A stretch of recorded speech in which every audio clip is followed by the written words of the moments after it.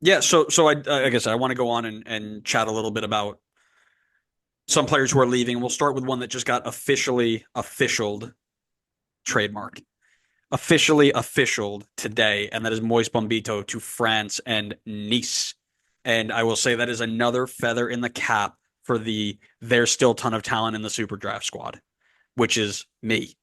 Stop disrespecting the MLS Super Draft presented by Adidas because goodness me, these guys can find players that matter. He just joins the list of Tajon Buchanan, Daryl Dike, eventually Duncan McGuire when he goes. Like these players are worth money.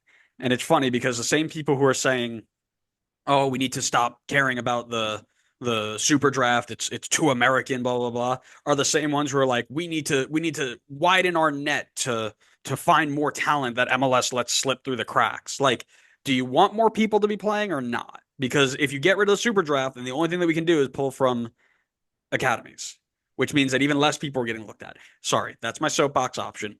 We're going to go chat about Moise Bombito now. Record move for Colorado and record move for a center back coming out of the league from what I was reading up on. So from number 3 overall to a $8 million transfer, I believe, 7.5, $8 million. Thoughts, timing, location, landing spot. I mean, if you're Colorado, you absolutely cannot turn that down. I mean, that was a ton of money for a defender where I just don't think I don't think defenders command fees quite like attackers or attacking midfielders do. So to get that amount of money for somebody in the defense on your team, you have to take that 100%. You can't turn that down. The only thing that sucks for Colorado is I'm checking your list because I want to see if they have time to add anybody new. It doesn't look like it. Yeah, no, it No, doesn't look. it went over the line after we closed. Yeah, so that is going to be, I think, something of concern considering they concede a lot of goals, at least compared to the people around them in the standings. 43 goals conceded so far is, I think, the fourth most in the Western Conference. So it is concerning that they've conceded that much and now have gotten rid of arguably their best defender from this season and haven't been able to replace him. So again, you had to do it if you were Colorado. It is way too good of money to turn down. Mm-hmm. I think it's a great landing spot for him. It's a place where I think he can get game time. And I'm excited to follow him and see him if he can continue to get game time there. It's better than like a move that Caleb Wiley did, where he's just going to be sent out on loan a million times. I think he's got a chance to play. So I think it's a good move. It was a necessary move probably for both sides, but I think it leaves Colorado in a little bit of a tough spot going forward. Yeah, well, I was listening to an interview from the journeyman to Keegan Rosenberry, right back of Colorado, and he was talking up Chris Armas as he should, our king. He was talking him up through the roof about how good of a man manager he's been with some of these moves going on, where one guy goes and they knew this was kind of coming, but and they agreed they had to let it happen. But next guy up, Lawless Abubakar, like, hey man, be ready to go, get ready to jump on in, be we believe in you, we're ready to back you on everything you're going to do, all this sort of stuff. That is what is going to keep this team together until they can find somebody else to come in. A lot of unproven depth behind them. They've got 3 or 4 guys. One's hurt. Abubakar Kaita just got waived. Nate Jones, super young, not super experienced. Michael Edwards kind of filling in the role right now as like a substitute guy. Players are going to need to step up, and I agree with you that you're going to be looking at some of these players. What does that mean, and are they ready to do it? But like you said, you don't really have a choice. So now you trust your coach, you trust your coaching staff, you trust your players to say, step up, be ready to do a job. Plain and simple. I am thrilled for the move for him personally. I think it's a great win for Canadian men's soccer too to get players at that higher level. It's a big win just overall. It raises the level of players from that federation and shines a better light on the league as well as in terms of developing talent. One that I think may not necessarily shine as bright of a light. Actually, there are 2 of them here that may not. We'll do a sandwich. We'll do really bright shining, 2 not so good, and then another bright one. We'll start with the big one. Xherdan Shaqiri. The Chicago Fire designated player agreed to a mutual termination with the Fire to leave and ended up signing with Basel back in Switzerland. I mean, you really can't fault the move, but it does leave one question and one question only. Where does he fit on the top 10 worst designated players of all time list? Who do you bump out to fit him on there? Because he's there. He's 100% there. Honestly, I don't know if I'd put him 100% there. I'll be honest. Wow. I don't know Wow. if I'd Hot put him take. there. Like he was not good, like 100%. Like he would be labeled as a failed designated player move, but I don't know if I could. Like we went through the list. Look at his numbers and tell me if you really think he would be a top 10 worst DP in MLS history.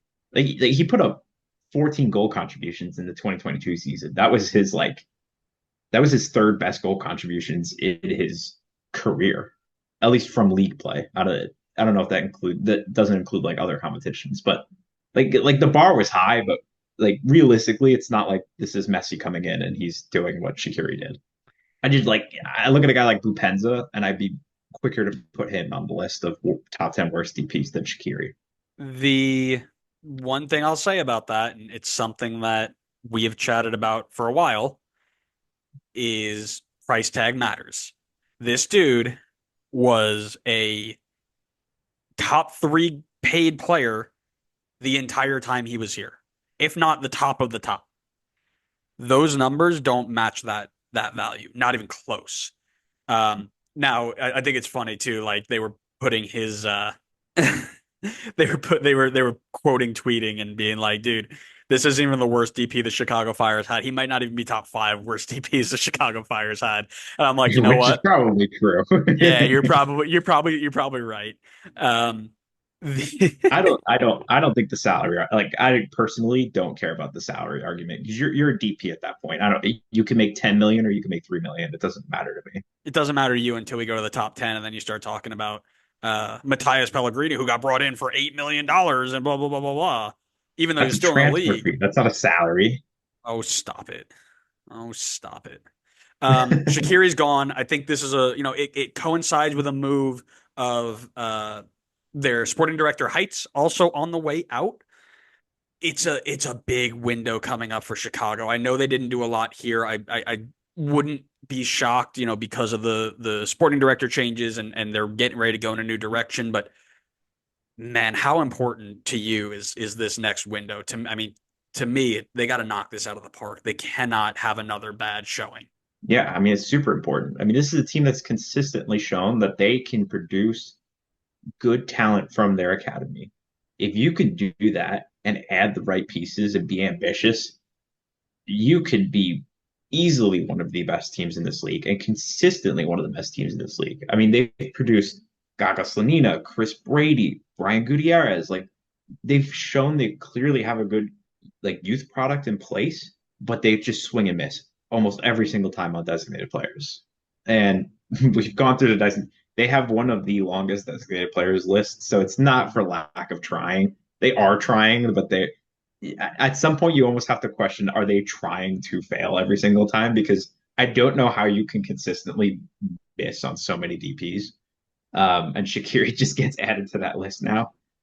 But if you free up his spot, Gaston Jimenez technically is in a DP spot, I believe, but he can be bought down. That's if he's even here next year. I don't even, he could be gone already for all I know. Haven't followed Chicago. That just leaves Hugo Kuipers as your only DP. So real big opportunity there to add two more DPs to that list. Stack that up with the good amount of like young guys coming through the academy, and we could be looking at like it could literally take one window, and all of a sudden Chicago can look like a completely new team. So that's kind of the benefit of the closed system financial restrictions is that you can look as bad as Chicago looks right now, but you could turn it around in one window. Yeah, yeah, and that's what I'm they need to. I mean, one playoff appearance in 14 years, something like that. It's not good enough. That's It's pretty just bad. it's just not good enough, right? Not for a team that started off with their first ever year winning a Shield Cup or a Cup double, right? You cannot be where you are, right? I mean, and you're not drawing fans because you guys aren't good. You're not fun to watch. It's not really enjoyable. You need to go out. You said you had the rosters up. What's their space right now? Well, Shaqiri's gone. So you Yeah. got Hugo Kuipers at DP, Gaston Jimenez, but he can be bought down. Yep. And then you've got Guti, Kutsias, and Federico. I don't know if he's Navarro or No, Navajo. he's Navarro. Yeah, he's Navarro. Okay. Um, And the U22 spots.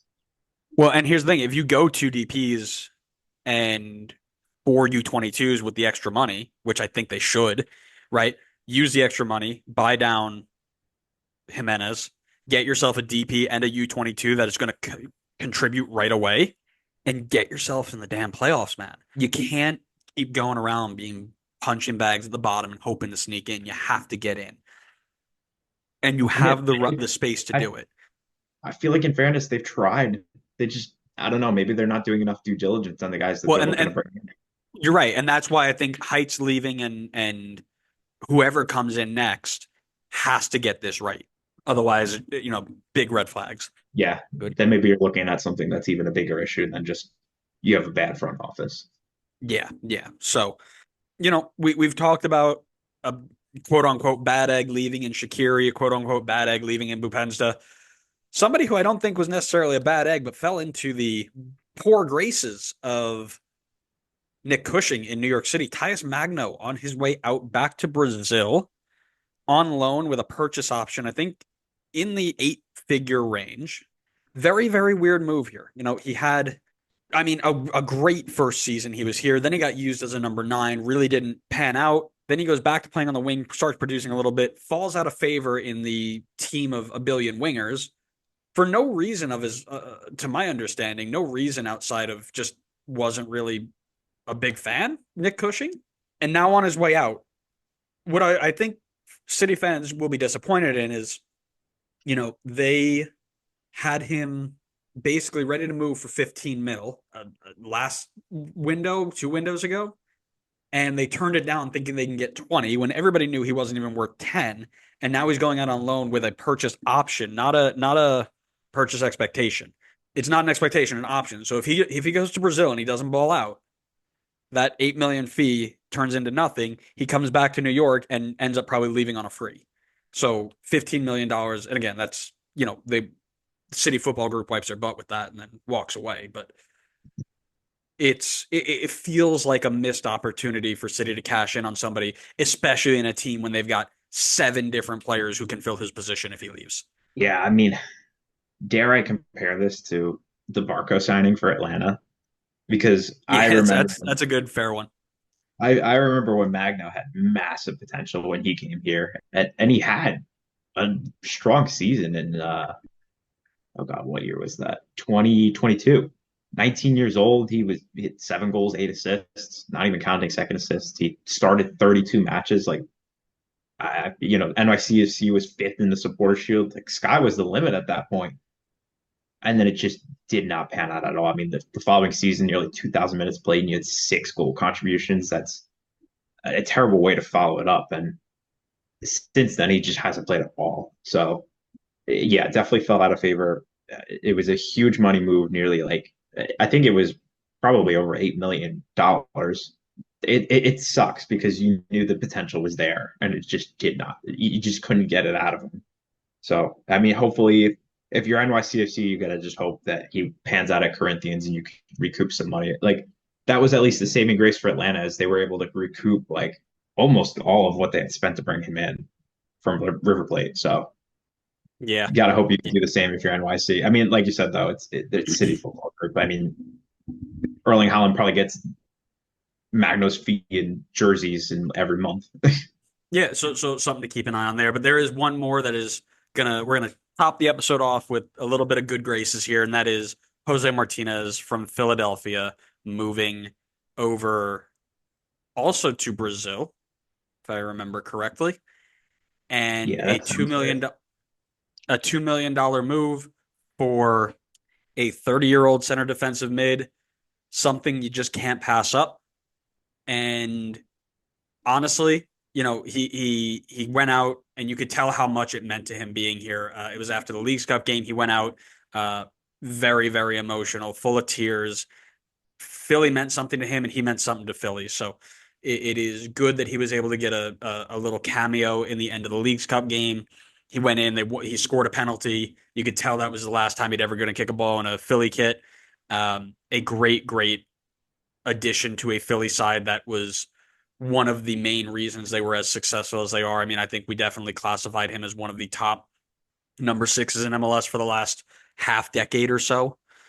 A huge part of why Philly were where they were over this last half decade, and he will be very, very missed.